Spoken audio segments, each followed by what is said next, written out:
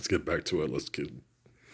Let's talk to people. The other night before I went to bed, I looked up the career fields and the labels of the three people on the Big Bang Theory that made cameos that are world-renowned scientists: Kip Thorne, George Smoot, and Francis Arnold. And Thorne is like Sheldon. He's a theoretical physicist. Smoot is like Kutrapali. I guess he's an astrophysicist. And Frances Arnold is like Amy Farrah Fowler. She's so she's a biologist, a behavioral scientist, and stuff like that.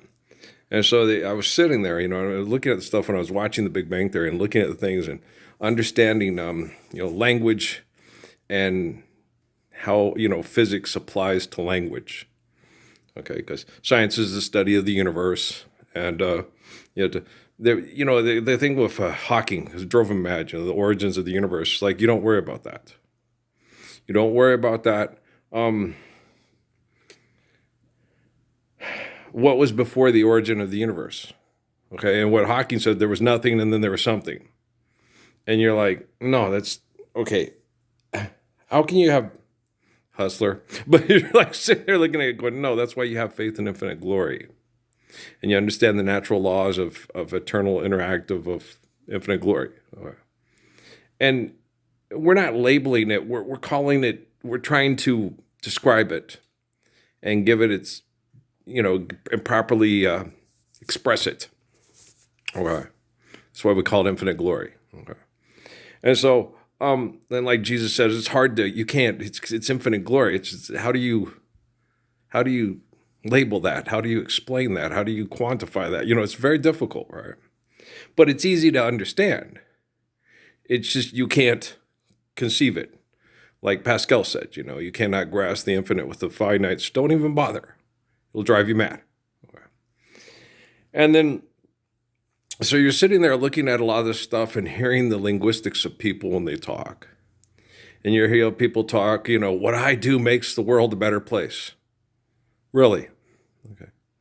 Are you living the Lord's Prayer? Don't you think living the Lord's Prayer would make a world a better place than going to a lab and manipulating matter and then telling everybody how great it was? And if human beings all die off the face of the planet because of arrogance, will your greatness mean anything? Like the Forbidden Planet based off Shakespeare's The Tempest, right? And so you'll sit there and you'll look at people and you'll look at them talk and they'll talk and they're supposed to be very intelligent, but you've got to understand what's considered intelligent. And what's considered wise, and like what's happening right now with Trump going into office, the same thing was kind of like with Carter and Reagan. Okay. The strong man's coming in, so everybody's getting their self in line before, no more playing around at the border, no more terrorist activity in the Middle East. Everybody knows Donald Trump will bang in the heavy kabow-wow and kick everybody's ass, just like Reagan with Carter, right? And you're like sitting there going, really?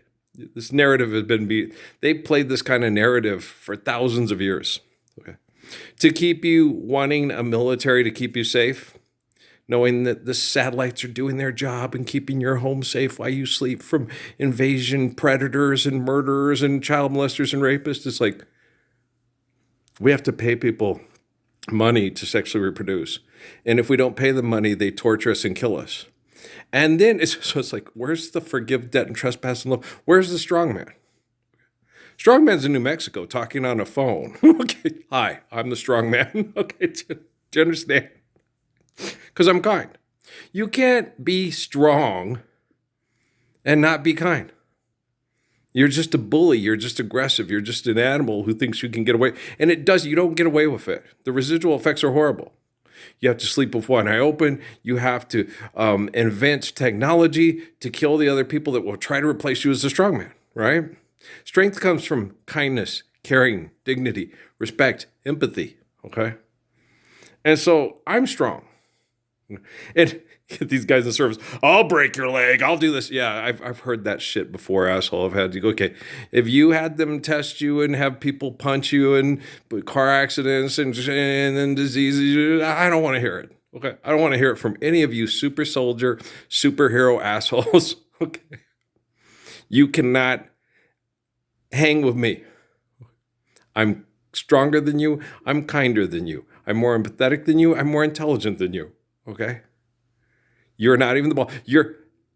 I think it was Viola Davis and Harrison Ford watching those kids with that video game movie. It's like, why are they watching? And you're like, why don't they just step in and do this? Why? Well, the kids got to work it out. No, they don't. You got to walk in and tell the other kids, there's no place for abuse and bullying and kindness and helping people live beautiful lives. Okay? Get your shit together or we're all going to kick the living fuck out of you little bastards. Okay? So there, how's this kid working out? No, you don't do that. Okay?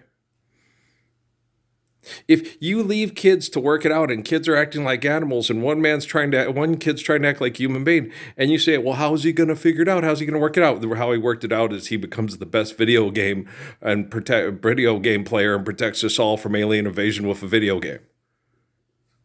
Why don't you just live the Lord's Prayer? Don't you think that would help us from alien invasion even better? If you circumcise the hearts of the alien invaders and they reflect the beauty of Jesus Christ and not the insanity of the Roman Empire? Doop, doop, doopy, doopy, doopy, doop. That's music to my little Amy when she was dancing in her little French outfit. Doop, doop, doopy, doopy, doop. But you guys get it? And you guys get confused what you need and what you deserve. Okay, what you need is to understand natural laws and to be faithful to the beauty to sustain a life of sacrifice through these natural laws. Okay, what you deserve is what you get when you do what you do. Okay, now children are innocent, so they deserve their needs to be met to continue to live and honor the love of the Lord. Okay, but you guys aren't doing that. So what you deserve is you deserve to be on TV crying for money to bombard your kid with radiation to get it to survive this hell because you won't stand up for the Lord's Prayer with me, right? You get, my dad was a hero and sacrificed all. Your dad was blown to bits because he accepts money and fighting over money over the Lord's Prayer. Your dad's a hero. Your dad's a misguided, brutalized, dysfunctional human being because the family accepts dysfunction and selfishness over the selflessness and the strength and the courage and the kindness of the Lord's Prayer. Okay, do you understand? You better understand because I'm not talking just for my health. I'm talking for everybody's health. I don't talk to try to, quote, enrich my bank account because money's not real. I talk because people pray and they ask Jesus questions. And then I pick up the phone and I answer. And then the military says, he got 2 views. 2 views. The 2 Utes, the 2 views. My cousin Vinny, why can't I get a attorney from the New York boroughs to come and save me from Fred Gwynn and all the wackadoodles in the South? Okay, you're funny. I know. And so, do you understand? It's balls on, dead center, okay? Here's your certificate, right?